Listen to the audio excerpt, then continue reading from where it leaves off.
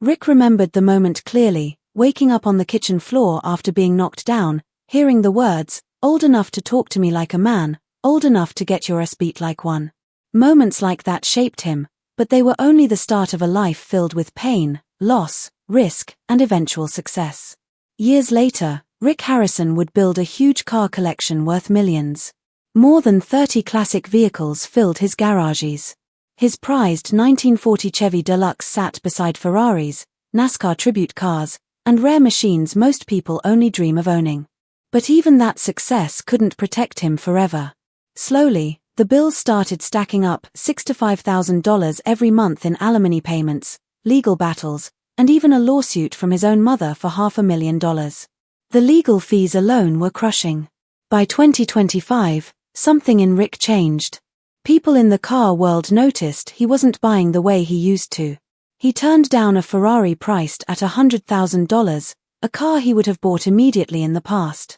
He started offering low numbers on vehicles he once would have paid full value for. Everyone began wondering what was really happening behind the fortune people knew from television. The truth was that Rick's life had never been simple, even long before fame. When he was 8 years old, his world fell apart. One night in 1973, he was lying in bed at home in San Diego when his head suddenly started buzzing, loud and painful like tangled power lines. His body froze, and his tongue tore against his teeth until it felt like raw meat. When the seizure ended, he couldn't even stand. Doctors said he had focal onset aware seizures, but to Rick, it meant pain, fear, and exhaustion. The seizures came every month for the next 10 years. They damaged his muscles so badly that sometimes he couldn't get out of bed for weeks. Ice packs were wrapped around his legs just so he could sleep. Some years, he missed more than 200 days of school. While other kids played baseball or rode bikes, Rick lived between hospital visits and long, silent afternoons waiting for the next seizure to hit. With no sports and no social life, Rick turned to books. His mom brought him the Great Brain series from the library, and he became obsessed with the character Tom, a clever boy who always found ways to make money in small-town Utah. Rick read all 8 books in less than 2 weeks. He wanted to be like Tom. He wanted to win, to outsmart the world that kept knocking him down. Soon, he discovered history books too. By age 12, he was reading about old battles, ancient coins, and naval warfare from the 1700s. While he was trapped inside his room, sweating from seizures, he unknowingly trained his mind for the job he would one day become famous for. He learned to notice small details. He remembered everything he read. He trained his brain to see value in things most people overlooked. But life at school was brutal. At Taft Middle School, kids mocked him endlessly. They teased him for missing class, for looking pale, for twitching during seizures, and for being different. He lived in constant fear of collapsing in front of everyone. So he stayed quiet, kept his head down, and studied people instead of talking to them. Every insult became a lesson. Every lonely lunch taught him to read faces, judge tone, and understand human behavior. What others saw as bullying, he turned into survival training. Then everything collapsed at home. In 1981, when Rick was 16, his mother's real estate business fell apart. She had been doing well during the 1970s, but when the recession hit, interest rates shot up to 18%, and the housing market died. Rick's father had just left the Navy after 20 years to help with the business, but the timing was terrible. The family lost $1 million and was left with only $5,000 in the bank. With nothing left to hold on to, they packed their things and moved to Las Vegas, hoping for a fresh start. By then, Rick had already dropped out of the 10th grade. School didn't interest him anymore. He was making $2,000 a week selling fake Gucci bags in the San Diego garment district. Today that would be more than $7,000 a week. He was only 15. He bought bags for $30 and sold them for $300. When competition showed up, he switched to fake jeans. He built a small underground business while most kids his age were still hanging out at arcades. His father was furious that he quit school, but he couldn't deny the money. The hustle lasted nearly 2 years before the market dried up. When it ended, Rick immediately started looking for the next opportunity. In 1982, something life-changing happened. His girlfriend Kim became pregnant, But tragedy struck when she had a miscarriage. Most teenage relationships would not survive a loss like that, but Rick and Kim married anyway. A few months later, she became pregnant again. Their son Corey was born on April 27, 1983, when Rick was only 18. 2 years later, their second son, Adam, was born. But raising 2 babies with almost no money eventually became impossible. In 1985, Kim left, dropping the boys off and never returning. Rick was just 20 years old, now a single father with 2 toddlers, a stack of unpaid bills, and almost no support. He pawned his comic book collection just to keep the electricity on. Las Vegas didn't make things easy either. Rick did whatever he could to survive. He sold bootleg VHS tapes. He flipped cars through questionable deals. In one wild stunt, he used a winch truck to pull a car out of a dealership service bay and drove away like it belonged to him. He got arrested for selling fake designer goods. He ran scams on newspaper routes. It was not glamorous, but every day of struggle sharpened him. He learned how people lie, how people panic, how people negotiate, and how desperate people behave. All of those lessons would eventually help him build an empire. Back in the hospital waiting rooms, Rick had discovered something special when he was 12, antique coins. He remembered picking up a Civil War-era coin and feeling something click inside him. He liked the weight, the texture, the story behind each piece of metal. He began buying more. He studied everything about coins, how they were made, how patina formed, how to identify fakes, and how to judge age just by the feel. His perfect memory and his love of history blended with his street smarts. He became a rare mix of charm, intelligence, and sharp instinct. Part of his resilience came from a tragedy his family rarely talked about. Rick had lost his sister Sherry when he was still a toddler. She was 6 when she passed away from health complications. The grief changed his parents, and even though they didn't talk about it, Rick felt the silence. It taught him that life can end suddenly and without warning. That lesson stayed with him.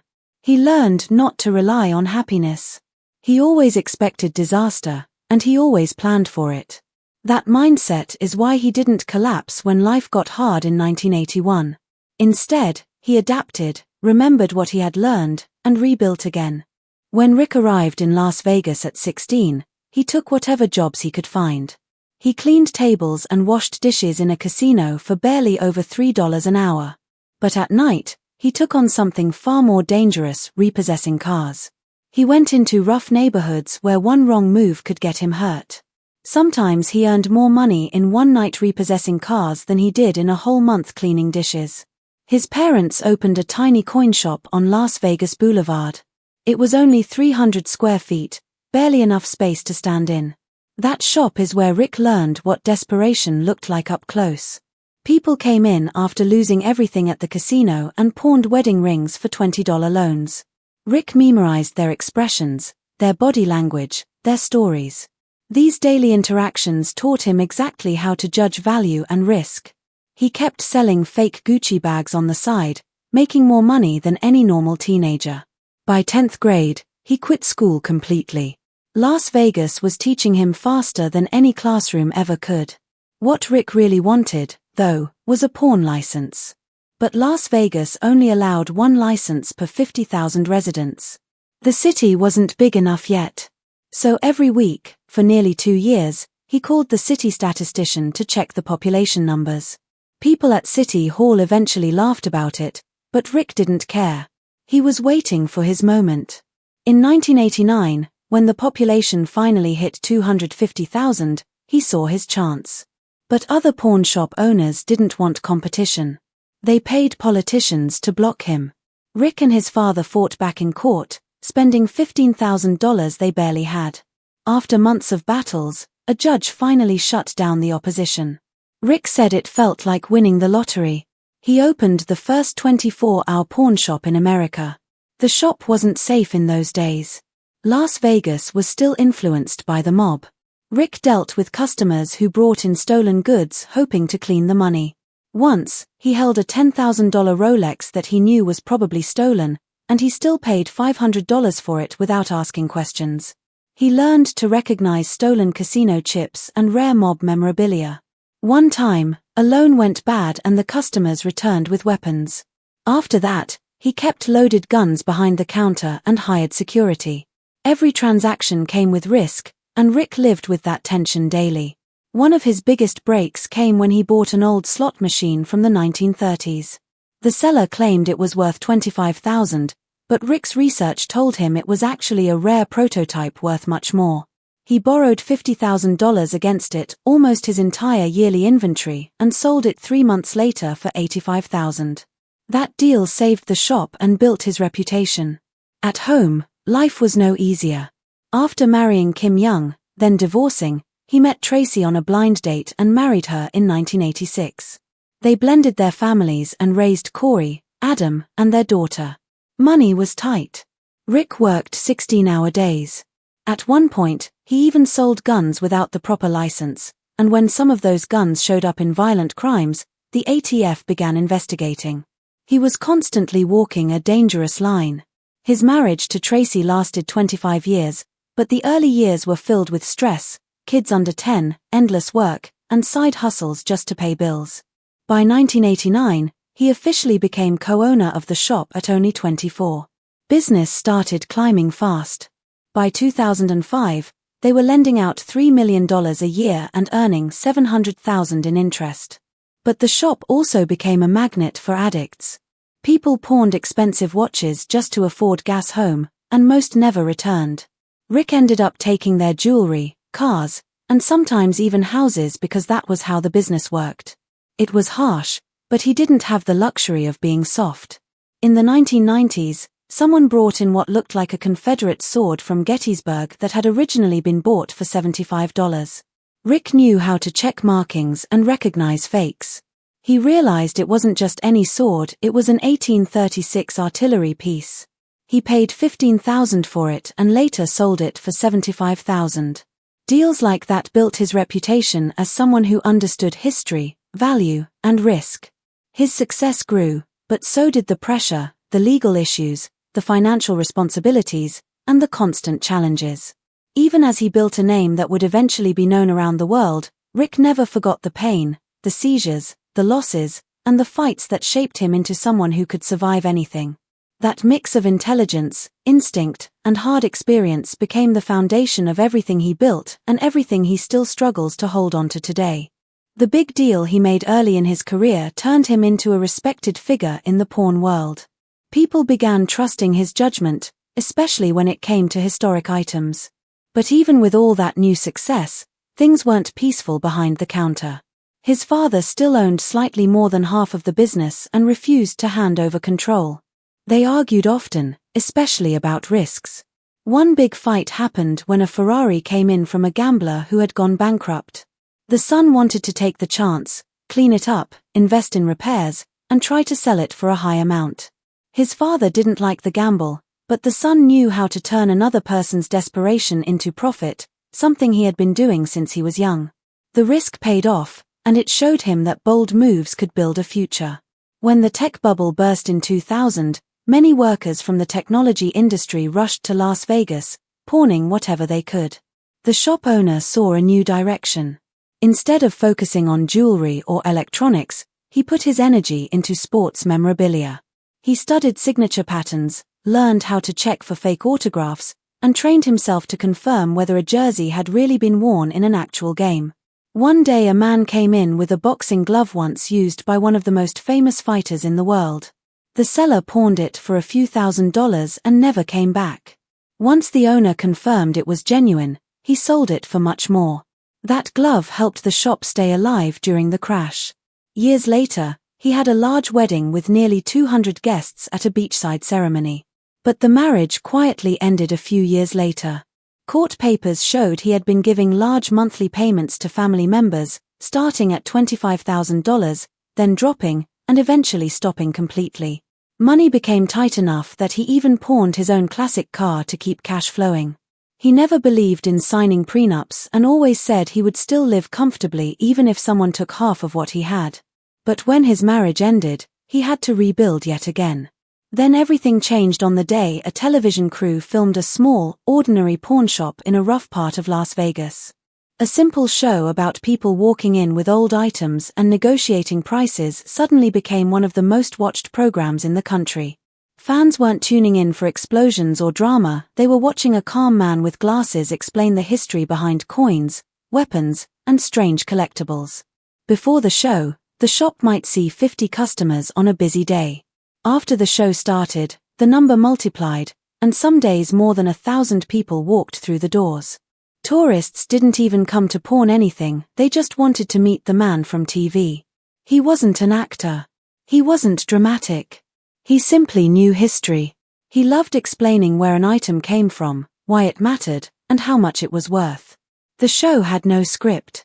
What viewers saw was exactly what happened in the shop: negotiations, research, humor, and the everyday challenges of running a business built on quick decisions. As the years went by, he earned a large amount every time a new episode aired. The show spread to more than 100 countries, and his face became known around the world. Meanwhile, the neighborhood around the shop grew more valuable, tourists filled the area, and the shop became a major attraction. But while the business looked perfect on television, the family behind it was struggling. A few years after the show became famous, his mother filed a lawsuit against him. She claimed that when her husband was dying, she was pressured into signing documents she did not fully understand. Those papers changed the ownership of the shop and gave her son control. She said the monthly payments she had been receiving suddenly stopped, and that she believed her son was hiding valuable assets. A restraining order was placed, stopping him from selling any business property until the lawsuit could be sorted out. At the same time, his relationship with his own son grew tense. They clashed about business decisions and the direction of the shop. The friendly, cheerful family that viewers loved on TV was beginning to fall apart behind closed doors. Years earlier, he had written a book about his life, explaining how he fell in love with history, math, and the art of negotiating. He described some of the most incredible items that had ever come into the shop, from championship rings to centuries-old weapons. He also explained why he refused to buy certain items, including one of the most infamous cars in American history, a vehicle involved in a slow-speed chase that millions of people had watched on TV decades earlier. Even though he knew the car's value, he didn't want the attention or the trouble it might bring. In the mid-2010s, federal investigators discovered large amounts of silver hidden in a family trust that had not been properly reported. That discovery triggered a full audit. Bank accounts were frozen, documents were seized, and the television network feared that the show, one of its biggest hits, was in danger. Filming nearly stopped. He had to hire lawyers, pay fines, and restructure the business before the catastrophe passed. But then, he pulled off one of the greatest deals of his career. A man brought in what looked like a rocket engine. The seller said it came from old space mission training equipment. Instead of accepting the story, the shop owner checked markings, researched serial numbers, and reached out to archives. He confirmed it was real and bought it for $100,000. Later, he sold it at an auction for over $1 million. That deal proved he wasn't just lucky, he had skill, patience, and years of knowledge. The shop itself had been started by his parents decades earlier. It was small, simple, and not glamorous. His father had spent many years in the military, and his mother quietly handled the books. When the show began, the shop became famous, but fame brought cracks. When his father died, the will revealed a painful family rift. One of the siblings was intentionally cut out without any explanation. Most of the estate went to the widow and the eldest son, which caused even more tension. After the father's death, the widow received monthly payments for a while, then those payments stopped during the early months of the pandemic. She claimed that assets had been hidden from her, and she believed money that belonged to her late husband was missing. A judge ordered the son not to move any business assets while the case continued. A large loan the business had taken out raised even more questions, and the family's problems became public. The shop owner's personal life was also complicated. He had married multiple times and divorced multiple times, each time without a prenup, losing large amounts of money. At one point, he was paying more than $65,000 every month in alimony. He later admitted that he always thought each marriage would last forever, so signing a prenup felt unnecessary. Then the show took another hit. One of the cast members was investigated, and a police raid uncovered drugs, weapons, and suspicious items in that person's house. Viewership fell immediately, and people questioned whether the show could ever recover. The shop owner tried to support his co-worker and said he didn't want to judge too early, but the show's reputation took damage. Then, in one of the most heartbreaking moments of his life, the shop owner lost his oldest son to addiction. The son had been struggling for years, going in and out of treatment centers. After the tragedy, the father spoke publicly about the growing drug crisis and how many families were being destroyed by it. The loss changed him deeply, and he made it part of his mission to raise awareness. His own health had not been easy either. As a child, he suffered from seizures that kept him isolated. He spent much of his childhood stuck indoors, unable to join other kids in sports or games. Instead, he buried himself in books, especially history books, which later shaped his career. As an adult, he eventually partnered with organizations that support people with epilepsy, hoping to help others feel less alone. Not everything in his life was sad.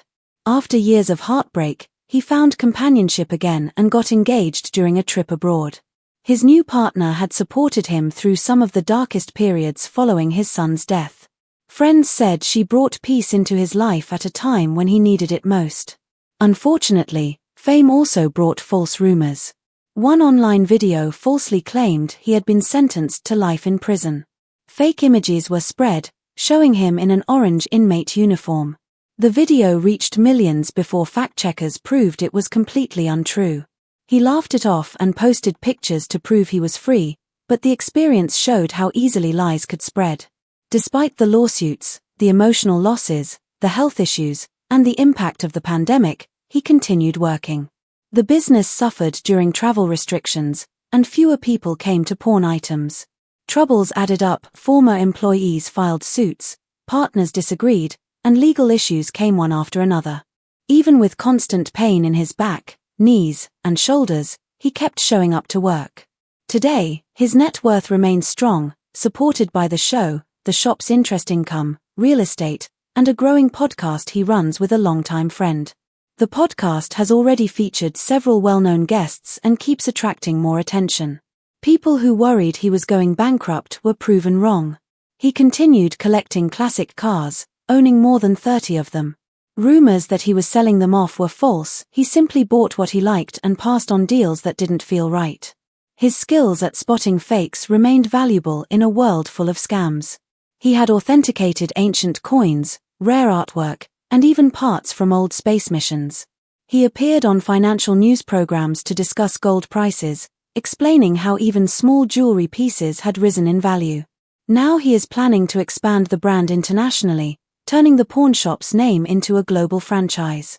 The show is currently on break, but he is not slowing down. He continues giving tours, doing interviews, and speaking about the issues that shaped his life: epilepsy, addiction, and resilience. After everything he has faced, family fights, financial battles, false rumors, lawsuits, personal loss, and physical pain, he still stands behind the counter, doing what he has always done, examining the past, studying every detail, and deciding what something is truly worth.